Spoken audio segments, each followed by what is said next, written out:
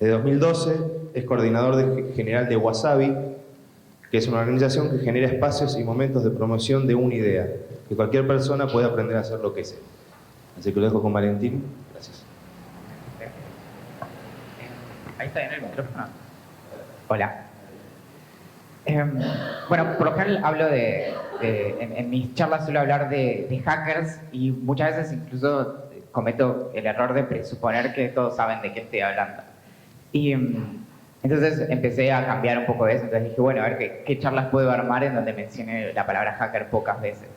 Y ayer di clase para la carrera de comunicaciones sociales y estaba la noche anterior preparando la charla y se llamaba, habíamos hecho una charla que era si se puede ser un hacker en la escuela y la cambiamos y iba a ser si se puede ser un hacker en la facultad. Entonces mi compañero, una de las personas con quien hacemos Wasabi, me dice, ¿por qué no haces uno que sea, si se puede ser un hacker en el baño, si se puede ser un hacker en el bondi, en el pasillo, donde sea? Y con él también, y con un grupo más grande, somos unas 7 personas, desde agosto de este año hacemos la Liga de Inventores y Desinventores, que es un espacio para armar cosas y si hace falta desarmarlas. Y es un espacio para chicos de 8 a 11 años, que son nuestros pequeños hackers, nuestros pequeños inventores, donde lo que queremos es una especie de antitaller. Es un espacio en el que los chicos no les ofrecemos una actividad para que ellos hagan, sino que queremos acompañarlos en cómo ellos exploran sus intereses. Y en el primer encuentro lo que hicimos fue proponerles, bueno, ¿qué inventos se les ocurre a ustedes hacer? Y ahí conocimos, por ejemplo, a Malena. Malena quería hacer una balanza. Malena es una genia. Sabe programar desde hace varios años y a veces mira, te ve haciendo algo, por ejemplo, soldándolo y dice, sí, yo sé hacer eso hace varios años, pero nunca alardea. Y ve a todos sus compañeritos y se acerca y dice, ¿por qué los chicos siempre están hablando acerca de pelear? Y desarrolla sus videojuegos y bueno. Y otro de los inventos que surgieron fue un chico que quería hacer una lancha autoavión, un secador de pelo del tamaño de una habitación, que si no sabíamos dónde guardarlo a la noche, lo podíamos dejar en algún estacionamiento. Y estaba Nico, que quería hacer una caja que resolviera todos los problemas. Entonces nosotros como coordinadores dijimos, bueno, le contamos la verdad y nos pusimos a indagar un poco, bueno, de dónde venía eso de resolver los problemas y qué era lo que él realmente tenía en mente. Todos nuestros inventores tienen su cuaderno. Entonces nosotros les contamos que de Da Vinci en adelante todos anotan sus ideas y las ideas nos agarran a veces en los peores momentos. Entonces les decimos que los lleven a todos lados y que anoten qué se les va ocurriendo. Nico en su cuaderno anotó los ingredientes para su caja para resolver todos los problemas, que era una placa, un disco rígido, memoria RAM, 50 cables, una batería, un cable para enchufarlo a la pared. Y hace algunas semanas tuvimos un problema porque no paraba de preguntarnos si teníamos cables USB porque iba a necesitar un montón para su caja que resolviera todos los problemas. Y era curioso porque decíamos, bueno, qué loco que a los chicos, algunos tenían estas ideas quizás que eran más esperables, como una lancha, autoavión, y él quería resolver todos los problemas. Y nos pusimos a pensar, bueno, es que en realidad eso es justamente el perfil de los hackers. Los hackers son personas que tratan de identificar dónde está el límite y correrlo. Y ser un hacker tiene que ver con cómo hacemos las cosas y no con lo que hacemos en particular. Entonces, se puede ser un hacker de cualquier cosa. Quizás los más conocidos son los hackers de las computadoras, porque la tecnología digital es un campo de juego muy rico para hacer experimentos y probar cosas. Pero los hackers son personas que exploran su curiosidad constantemente y que entienden a los problemas como desafíos, como juegos. Y los hackers es un tipo de personas que se dedica a cuestionarlo todo. Recientemente se habla mucho de hackers muy cerca del discurso corporativo o empresarial y demás. Y eso es curioso, incluso a veces se usa de manera muy ligera. Entonces, quizás el caso máximo que se me ocurre ahora es que a principios de este año salió un comunicado de Macri que decía que íbamos a hackear la educación porque íbamos a enseñar programación en las escuelas. Y el asunto es que los hackers vienen no de los últimos 20 o 30 años, sino que los hackers surgieron alrededor del año 59 en un club de trenes del MIT que funcionaba directamente en un galpón que era de la Segunda Guerra Mundial y era un galpón temporario. Se esperaba que los fueran a demoler en cualquier momento. Y ellos se empezaron a llamar a sí mismos hackers. Pasan muchos años en los que nadie sabe, no conoce esa palabra, y en el año 85 sale un libro muy famoso que se llama Hackers, Héroes de la Revolución de las Computadoras. Y en esos mismos años es que pasa algo relevante históricamente, que es que empiezan a aparecer los primeros delitos informáticos. Entonces, los medios de comunicación tratan de buscar una palabra que pegue para hablar de estos delincuentes y dicen, bueno, estos hackers hacen cosas con computadoras. Y a partir de ahí es que incluso si vemos el gráfico de aparición de la palabra en los libros, a partir del año 85 se dispara y antes nadie la conocía. Y lo que pasa cuando en el año 85 el mundo se entera de que existen estas personas, se empiezan a fijar en cómo actuaban. Y este periodista, Steven Levy, que escribió el libro, se da cuenta de que los hackers, aunque no se conocieran o que estuvieran en distintas partes del mundo y demás, sigan como los mismos principios, una ética hacker, que gira alrededor de 3 principios básicamente, que son la autonomía, la creatividad y la comunidad. La autonomía tiene que ver con ser autónomos y libres en esta exploración de nuestros intereses personales. Básicamente que no nos digan qué se puede hacer y qué no se puede hacer. Y se trata de no exigir que se resuelvan problemas, sino exigir que se nos quiten los obstáculos para esos problemas.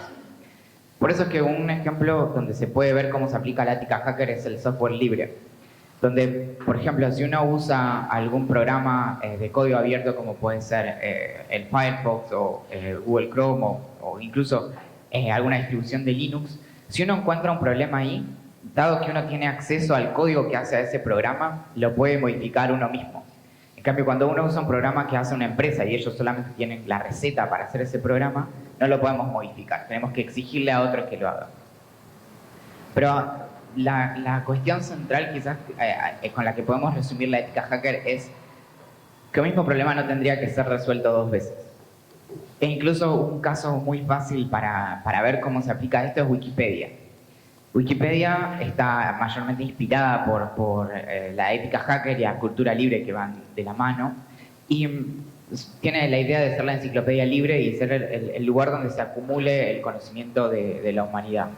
Y tiene que ver con esto, que nuevamente es cuando la gente entra a Wikipedia y dice, entré en el perfil de no sé quién y estaba mal un dato. Entonces, lo que se le propone a esa gente es, bueno, si vos ves un artículo de Wikipedia y encontrás un dato que está mal y lo conoces, corregilo. Y si conoces la fuente, agregala. Ese es el espíritu de la ética hacker. Esto vuelve a una cuestión que incluso es casi simultánea al origen de los hackers, que es el do it yourself, que surge también en los años 60, como un movimiento contracultural, muchas veces contestatario, muy crítico del capitalismo, y bueno, digamos, empecemos en los 60. Y después en los años 70 es donde el do it yourself se aplica, por ejemplo, a la industria de la música, y empiezan a aparecer, al aparecer el cassette, aparece la capacidad de que grabemos nuestras propias cintas para regalarle a alguien, pero también a nuestra propia banda con un cassette. Entonces se genera lo que sucede con la música punk, que está muy de la mano de esta cuestión muy crítica del capitalismo y de la autoproducción y la autodeterminación y la autosuficiencia. Y lo que sucede después es que en los 80 sigue tomando como mucho envión. En los 90 no sabemos bien qué pasó. Pero después del 2000, cuando aparece, no tanto internet, sino más la web social, aparecen los blogs y demás, es que el do it yourself, o este interés por hacerlo todo uno mismo, más allá de lo que opinen los demás o de lo que nos digan otros que está bien o mal, se empieza a filtrar en todo lo que hacemos. Y esto tiene que ver con la capacidad de poder ver muy rápidamente cómo hacer cualquier cosa. En internet podemos encontrar cómo hacer desde una bufanda a un cohete, son mis ejemplos favoritos, los uso todo el tiempo. Y la mayoría de las personas ni siquiera sabe eso. Entonces, ahora que tenemos incluso mucho más garantizado el acceso o quizás estamos cerrando la brecha digital, hay mucha gente que no usa la computadora que tiene enfrente para hacer un montón de cosas. Y quizás un ejemplo muy claro de esto es Conectar Igualdad. En Conectar Igualdad trabajé 1 año y medio en el laboratorio de innovación, o sea, el año y medio que duró ese laboratorio, y nuestro trabajo era estudiar cómo se usaban las netbooks y hacer propuestas innovadoras. Y algo que para nosotros era muy curioso es que había mucha frustración de parte del programa porque los chicos usaban la netbook para entrar a Facebook, para entrar a YouTube y no para usar GeoGebra, que es un programa para graficar funciones matemáticas, o Avogadro, que es un programa para graficar o hacer modelos 3D de compuestos químicos. Y eso es bastante, quizás, negligente de parte de una organización que propone a la tecnología, porque tenemos que ver cómo se está usando la tecnología y aprender de eso para hacer nuevas propuestas. Y lo curioso es que los chicos usaban YouTube muchas veces como consumidores y no como productores. Y muchas veces incluso porque no se daban cuenta de lo fácil que era que con la netbook que les estaban dando grabar sus propios videos y luego subirlos a internet. Por suerte, en los últimos 2 años eso se fue revirtiendo y se apunta mucho más a que los chicos pasen de ser no solo consumidores, sino a ser productores. Eso en gran parte es el espíritu del do it yourself, de poder, bueno, hacer uno mismo lo que sea. Y nuevamente, lo solemos relacionar con ejemplos como este, encerrarnos el fin de semana y arreglar el baño y cambiar las paredes o lo que sea, o incluso hacer manualidades, en este caso reutilizar viejos disquetes, que mucha gente, muchos chicos ya ni saben de qué estamos hablando. O incluso en los casos más sofisticados hacer ciencia de garage y hacer nuestros propios robots o hacer experimentos de mayor complejidad técnica. Pero nuevamente lo que sucedió con el do it yourself es que hace una pareja perfecta con Internet y permite no solo que hagamos las cosas que nosotros hacemos y que nos gustan hacer y demás de forma privada, sino que de pronto se vuelven un fenómeno social. Suelo contar para contextualizar que yo crecí en Bariloche, hasta los 17 años viví ahí. Y si bien tuve internet desde muy temprana edad, porque Bariloche fue una de las primeras ciudades del país en tener conexión de dial-up, el acceso a mucha información era muy lejano y en mi casa había un montón de libros de cómo hacer cosas. Y el otro día, hace 2 semanas, estuve en Bariloche y encontré un libro que era así de cómo hacer cosas con mimbre. Y no lo revisé todo, pero seguro dice cómo hacer un helicóptero con mimbre. Y las personas estaban de algún modo limitadas a eso, al acceso inmediato que tenían. Incluso la biblioteca Sarmiento, que es la biblioteca de Bariloche, los libros que tuviera y hasta ahí era todo.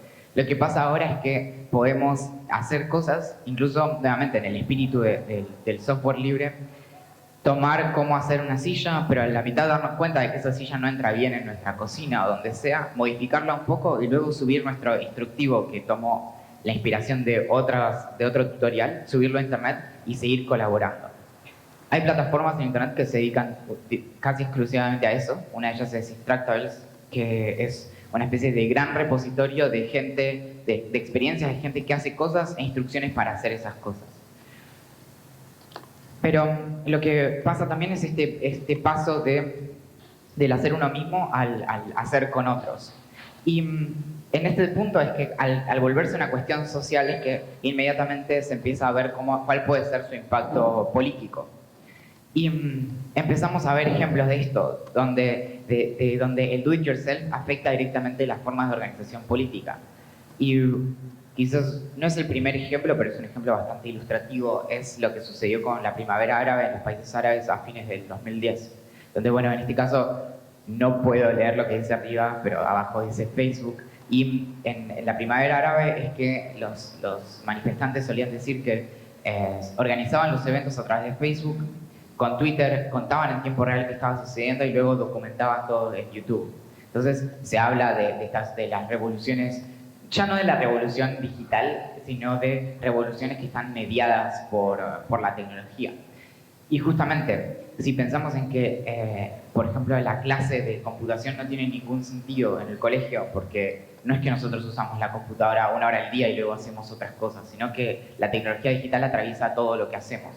Entonces, la informática tiene que estar presupuesta en toda la currícula y no solo en un espacio separado.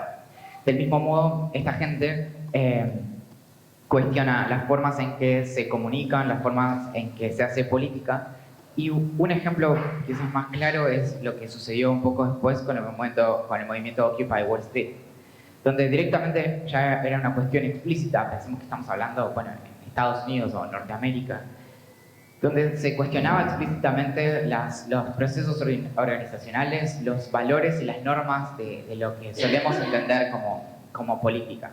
Y esta gente, al organizarse de maneras novedosas o de las maneras que muchas veces les surgía, se iban definiendo a sí mismos sobre la marcha. Algo interesante respecto a esto es el rol de las instituciones. Las instituciones cumplen un rol muy importante, o lo cumplían históricamente, porque organizarnos era muy complejo. Entonces de pronto aparecen organizaciones como Anonymous que nos obligan a repensar qué pasa con las organizaciones. Desde lo más básico, Anonymous es una organización completamente descentralizada, caótica, que funciona no como un partido político, sino como una turba enfurecida. No sé si recuerdan el 8N que tuvo el 8 de noviembre del 2012, fue complejo en el sentido de que no se sabía luego si iba a poder salir una fuerza política de eso. Y muchos de los análisis decían que no, porque había gente que se manifestaba en contra del gobierno porque el gobierno no era lo suficientemente favorable respecto del aborto. Y había gente que se manifestaba en contra del gobierno porque el gobierno era demasiado favorable respecto del aborto. A partir de eso encontrás esto, que es mucha gente moviéndose hacia en un sentido, pero no necesariamente compartiendo los valores y formas. Lo que sucede con Anonymous es que no se puede quitar la cabeza de la organización, porque no importa dónde saques, la gente se está moviendo en un sentido y podés hacer 10, 100 o 1000 juicios como los que se hicieron y no los podés controlar. Eso nos obliga a pensar en cómo, o repensar la forma en que nos organizábamos políticamente. Si esta gente de manera espontánea puede juntar miles de personas y hacer una manifestación sin tener que haber repartido un solo flyer. Y estas formas de participación política también incluyen ejemplos como este, que son jardines comunitarios como los que quizás se podrían instalar en el baldío que hay acá enfrente. Todo esto está acompañado de lo que conocemos como cultura del hacer, que la entendemos en oposición a cierta cultura del sentarse y escuchar, que básicamente es a la que estamos acostumbrados a todos los niveles educativos. La cultura del hacer lo que hace es reconocer que los humanos necesitamos hacer cosas, que necesitamos dejar nuestra marca en el mundo para ser felices y que no necesariamente tenemos que, todo lo que hagamos tiene que estar de acuerdo con lo que nosotros estudiamos. Muchas veces, la mayoría de las veces, nuestros intereses van mucho más allá de lo que nos ofrece la carrera. Y a la base de la cultura del hacer está esta idea, que es que el hacer es conectar. Y lo entendemos en al menos 3 sentidos. Por un lado, salí. Ahí está. En 3 sentidos. El primero es que cuando hacemos cosas tenemos que conectar objetos entre sí, ideas entre sí, objetos entre ideas. Y luego, un segundo sentido es un acto social. Cuando nosotros hacemos cosas, luego o bien compartimos cómo hacer esas cosas, o bien compartimos un objeto, o bien transformamos un espacio que afecta a otras personas. Y el tercer sentido es que cambia nuestro vínculo con el mundo. Cuando nosotros nos sentimos activos en la construcción de nuestros espacios, cuando nosotros sentimos que que impactamos en el mundo, cambia nuestro vínculo con el espacio que habitamos y con nosotros mismos. Y la cultura del hacer no sigue esta mentalidad, que es la mentalidad que se propone en muchos ambientes corporativos, como la mentalidad en forma de T, donde se propone cierto conocimiento en amplitud, como ciertas áreas de conocimiento, pero un conocimiento en profundidad.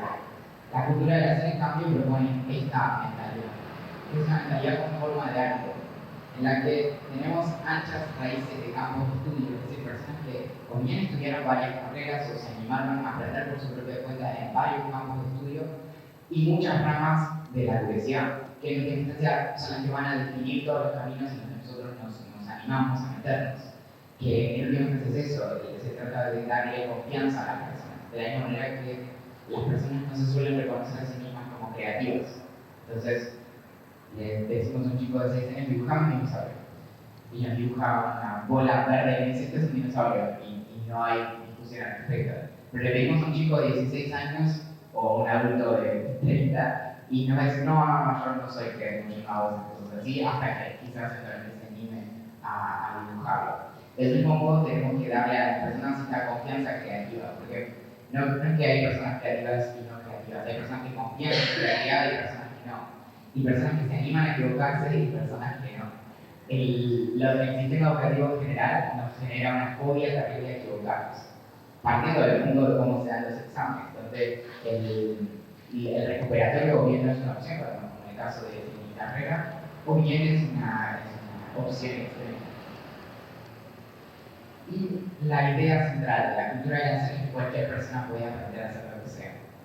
Ayer a la noche dando un caso me preguntaba a un estudiante, pero bueno, de verdad, si tienes yo no empecé la TD a poder practicar y que siempre hay un ejemplo más difícil, pero sí, justo que empezó la TD, toma mucho trabajo, pero se puede hacer. Lo mismo que se puede hacer con un satélite casero o una bufanda o lo que sea. Y si esto lo llevamos al plano de la construcción de la ciudadanía, lo que empezamos a ver es que estos no son propuestas, sino que esto lo que voy a presentar es un relevamiento de muchos casos en los que se da la construcción de la ciudadanía, hasta entenderse a uno mismo como, si se quiere, como un ser político a través del hacer. Y esta construcción de la democracia a partir de lo que las personas hacen. Ya no es un tipo de construcción de democracia discursiva, sino que es un tipo de crítica constructiva, en sentido estricto, haciendo cosas. Y la ciudadanía universal está atravesada por estas tensiones entre entendernos como consumidores o ciudadanos, expertos o novatos, entre los individuos y las comunidades, y nuevamente entre la política, como la entendemos en los gobiernos, y la política que llevan adelante estos grupos de forma autogestiva. Y tanto como la cultura del hacer, esta democracia de largo extremismo, disuelve los bordes entre política, cultura, arte, ciencia y tecnología. Las personas tienen interés en hacer cosas, en resolver proyectos, y luego que venga otro y nos diga si eso es arte, si eso es ciencia, si eso es tecnología. La mayoría de las personas no encuentran como motivación meterse en un campo particular, sino resolver un problema.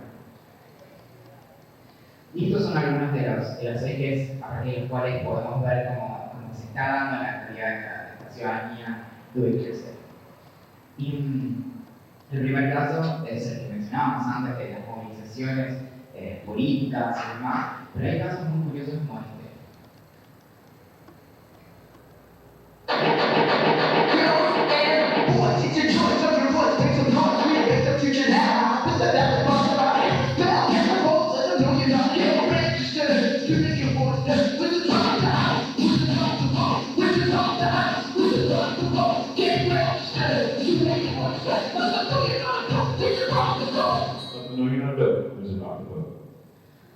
No sé si conocían esto, pero lo conocí hace muy poco, es la Alianza Harry Potter.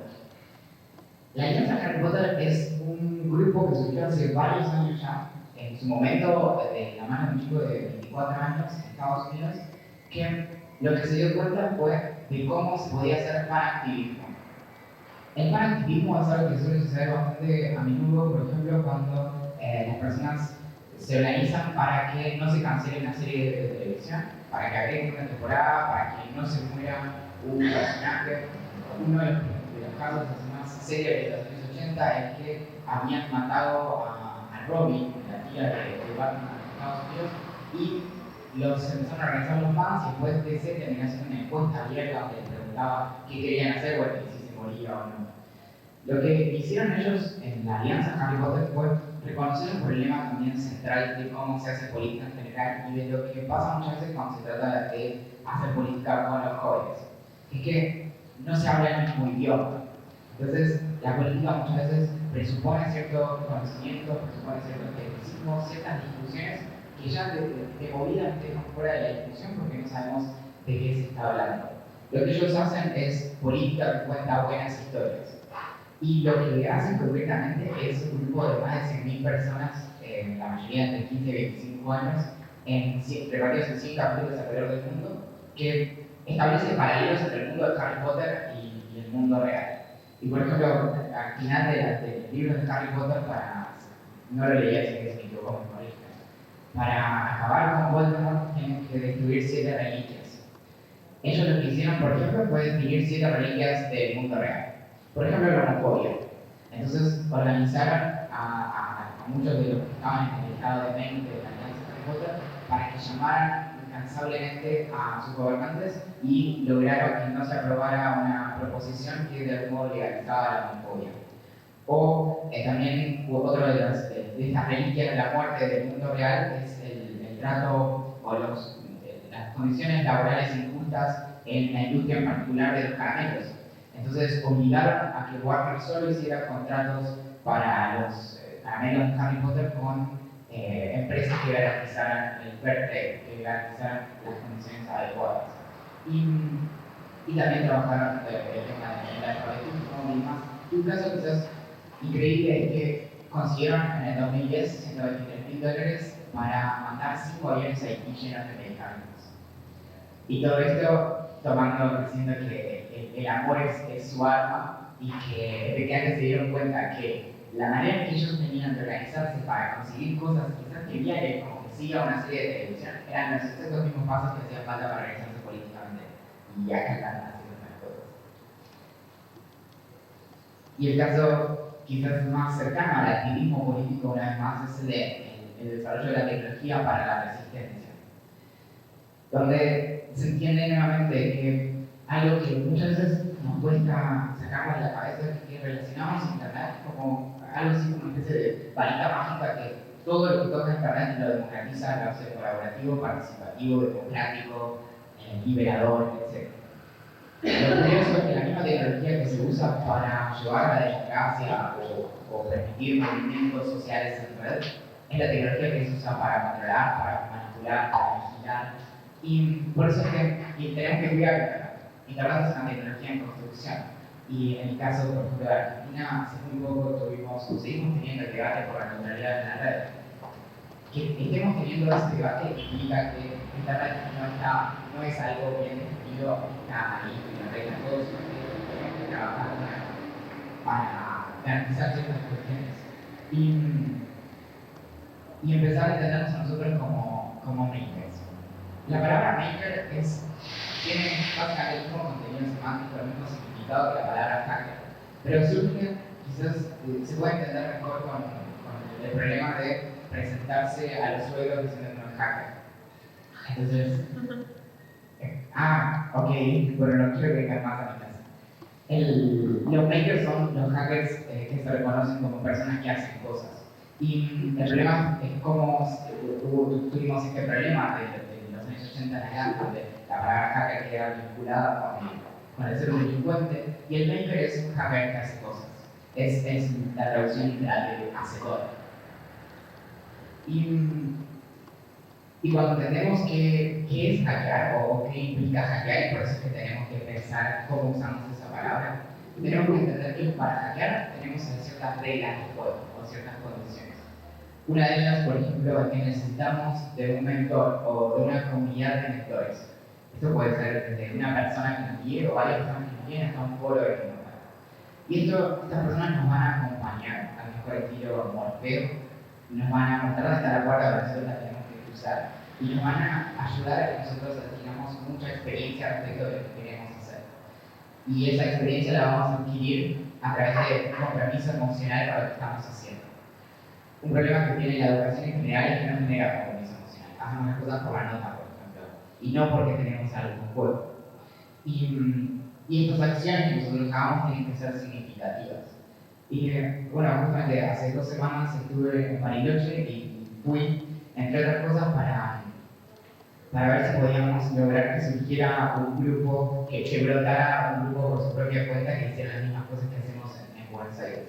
E inmediatamente en la primera reunión, las propuestas que empezaron a surgir de las personas eran, por ejemplo, cómo trabajar para reducir los accidentes diarios a través de un proyecto de visualización de datos, donde básicamente se tomaba el mapa de la ciudad de Bariloche y se iba a graficar todos los puntos donde había habido accidentes fatales. Y eso en un grupo que era sorprendentemente multidisciplinario, que había desde una maestra jardinera a programadores, estudiantes de matemáticas y otros filósofos. Y casos concretos de tecnología para la resistencia, entonces este programa que ya no es vigente, pero me parecía que tenía relevancia histórica. Este programa permitía, en el 2004, antes de que apareciera Facebook, que apareciera Twitter, que las personas que todavía usaban el mensaje de texto se pudieran organizar de manera anónima y masiva. Entonces uno veía en una manifestación, en una situación injusta, podía mandar un mensaje que lo recibían quizás 100 personas y podían actuar en consecuencia. Y este programa, que es software libre, fue uno de los aspectos que inspiró a la gente que luego desarrolló Twitter, que ahora pasó a cumplir esta función. Un ejemplo que se hace más cercano es la gente de la Fundación Democracia en Red, que está desarrollando Democracia OS, que ellos lo que proponen es una plataforma de participación política donde uno puede ser partícipe de las discusiones y puede entenderlas, puede hacerlas visibles y entender, por ejemplo, qué pasa en el transcurso en que se propone una ley y esa ley se aplica y demás. Y también tener, bueno, ellos hablan de democracia líquida, están en medio de la democracia representativa y la democracia directa, donde uno puede votar directamente lo que va a terminar siendo ley. El otro aspecto es en el caso concreto de la cultura del hacer, donde encontramos estos ejemplos como los jardines comunitarios y donde lo que sucede básicamente acá en el contexto varios, las personas ven algún espacio y ven cómo lo pueden apropiar, cómo pueden poner desde plantas que son para comida hasta plantas decorativas. Y otro caso como interesante es el del bordado subversivo, que recupera el lugar histórico que tuvo el bordado para la definición de la feminidad y la límite de esa feminidad, que está directamente vinculado con el activismo, que es el activismo político a través de las manualidades. Donde, bueno, como esto, o cuando se ponen estas cosas a veces espantosas en los árboles, bordadas, pero por ejemplo, acá es el espacio público.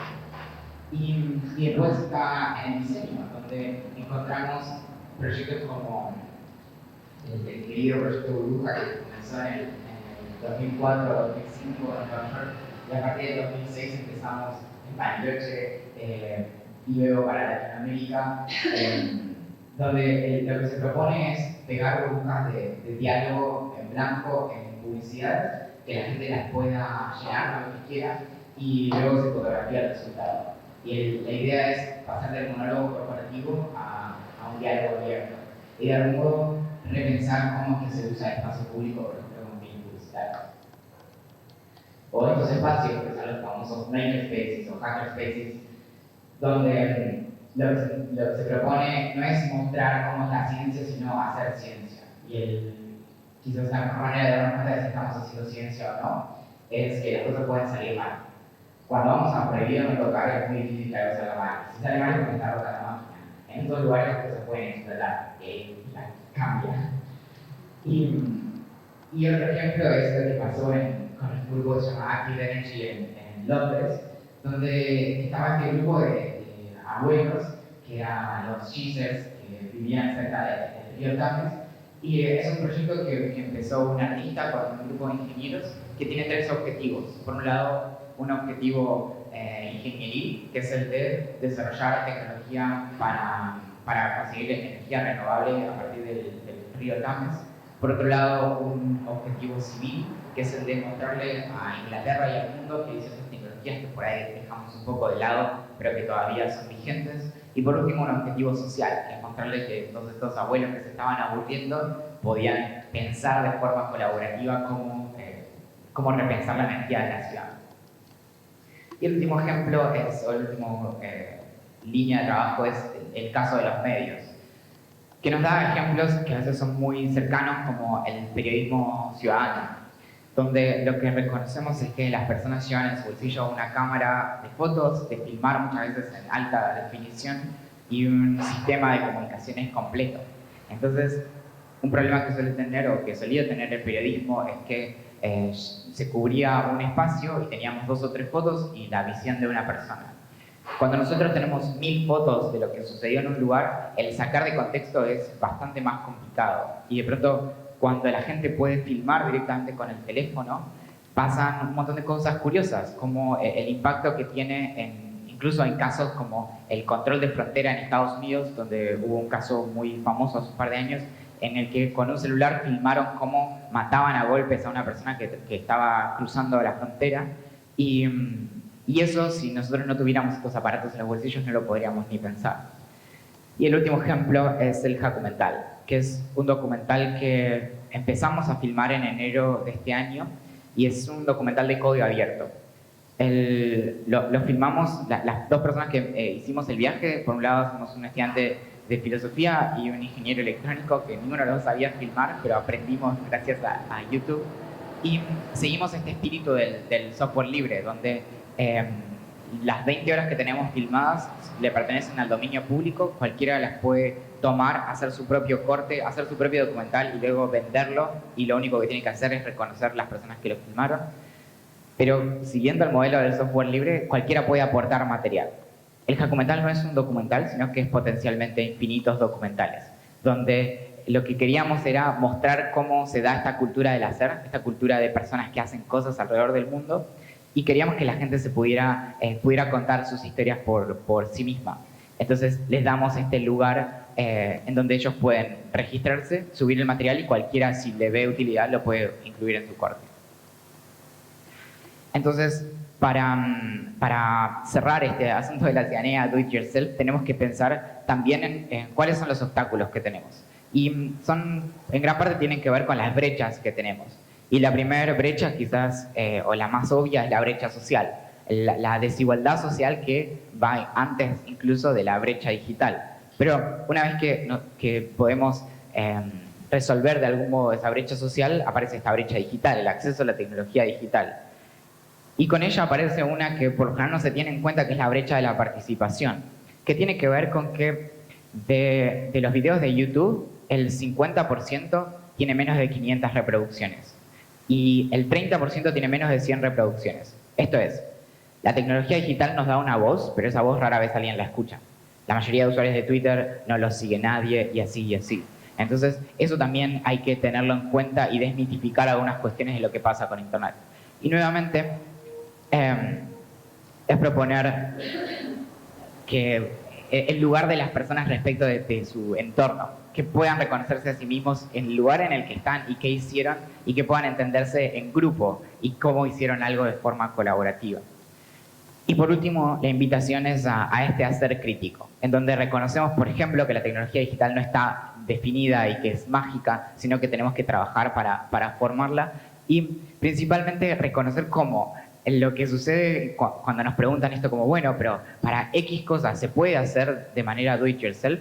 Lo que sucede en la actualidad es que para cualquier cosa que se nos ocurra hay alguien allá afuera tratando de hacerlo.